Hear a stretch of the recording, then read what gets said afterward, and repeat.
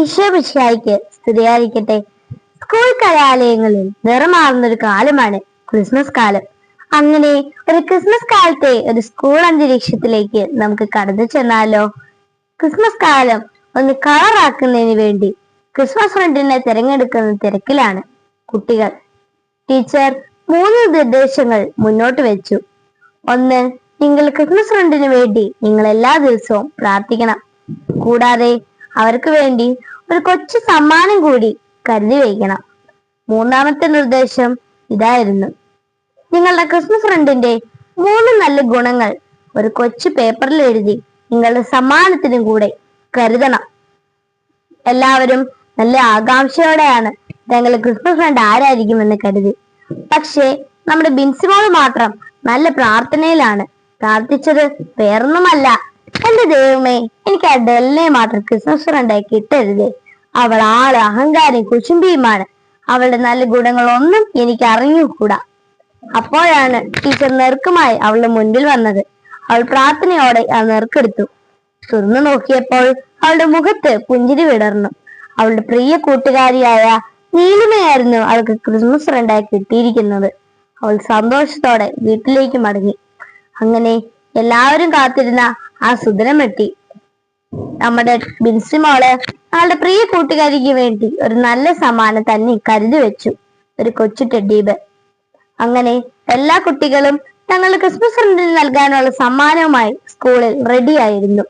Teacher പേര് വിളിക്കുന്നതനുസരിച്ച് ഓരോരുത്തരും ചെന്ന് തങ്ങളുടെ ക്രിസ്മസ് ഫ്രണ്ടിന് സമ്മാനം നൽകി ആശംസകൾ നേർന്നു.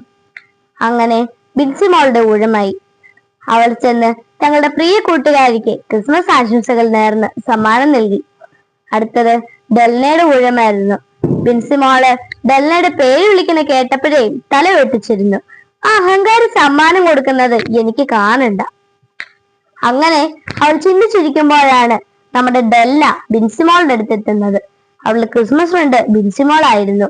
അവള് അമ്പരന്നു പോയി. എന്തു ചെയ്യണമെന്നറിയാതെ അവൾ എഴുന്നേറ്റ് 2 കൈകളും നീട്ടി ആ സമ്മാനം സ്വീകരിച്ചു. ബിൻസിമോള് അവൾക്ക് നല്ല ഹൃദയം നിറഞ്ഞ ക്രിസ്മസ് ആശംസകൾ നേർന്ന് സമ്മാനം നൽകി. അവൾ മെല്ലെ അത് തുറന്നു നോക്കി. ആദ്യം മടക്കി വെച്ചിരിക്കുന്ന ഒരു കൊച്ചു കടലാസ്. അതിൽ ഇങ്ങനെ എഴുതിയിരിക്കുന്നു: എന്നും എന്റെ പ്രിയപ്പെട്ട ബിൻസിമോൾക്ക് ഹൃദയം നിറഞ്ഞ ക്രിസ്മസ് ആശംസകൾ, ഡെല്ല. സമ്മാനം എന്തായിരുന്നെന്ന് അറിയാമോ? ഒരു കൊച്ചു നക്ഷത്രം. പുൽക്കൂടിന് മുകളിൽ തൂക്കിയിട്ടാൽ നല്ല രസമായിരിക്കും കാണാൻ. അവൾ എന്ത് ചെയ്യണമെന്നറിയാതെ വാങ്ങിച്ച സമ്മാനമല്ലേ. അവളുടെ ബിൻസിമോളെ പറ്റിയുള്ള എല്ലാ വെറുപ്പും മാറി. അപ്പോഴാണ് ടീച്ചർ ഇങ്ങനെ പറഞ്ഞത്: നിങ്ങളുടെ കിട്ടിയ ഈ സമ്മാനത്തിനേക്കാളും വില ഇതൊരു സ്നേഹ സമ്മാനമാണ്. ഈ സ്നേഹ സമ്മാനത്തിന്റെ ഓർമ്മ ഇനി നിങ്ങളുടെ മനസ്സിൽ ഒരു ദിവ്യ നക്ഷത്രമായി ഉദിച്ചു നിൽക്കണം. അപ്പോഴാണ് നമ്മുടെ ബിൻസിമോള് സന്തോഷത്തോടെ അവളുടെ ഹൃദയത്തിൽ ഒരു ദിവ്യ താരം ഉദിച്ചു വരുന്നത് അവൾ അറിഞ്ഞത്. കൂട്ടുകാരെ, ഇതുപോലെ തന്നെയാണ് നമ്മളും. നമ്മുടെ കൂട്ടുകാരെ പറ്റിയുള്ള നമ്മുടെ തെറ്റിദ്ധാരണയും വെറുപ്പുമായ മൂടൽമഞ്ഞിനെ നീക്കം ചെയ്താൽ അവരുടെ ഉള്ളിലെ നിധി നമുക്ക് കണ്ടെത്താനാവും. എല്ലാവർക്കും ക്രിസ്മസ് ആശംസകൾ.